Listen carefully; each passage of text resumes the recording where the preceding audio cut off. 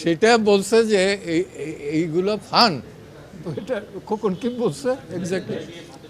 ভাতের টেবিলে বসে ছবি তুইলে এটা ই করেন, আপনি কি এটা মস্করা পাইছেন? ঠিক এই মস্করা ল্যাঙ্গুয়েজটা ইউজ করছে।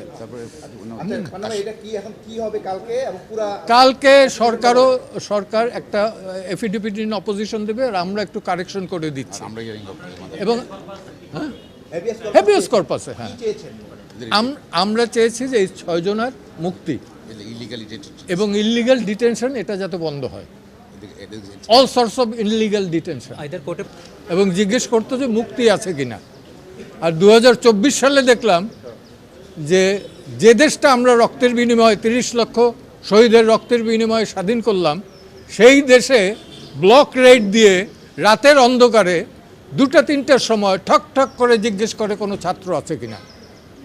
যদি থাকে তাহলে আবার মোবাইলটা চেক করেন, রাস্তাঘাটেও এটা করেন। কোন আইনের বলে করেন, কোন অধিকার বলে করেন? মোবাইল চেক করার রাইট তো কারো নাই। It is absolutely personal affairs.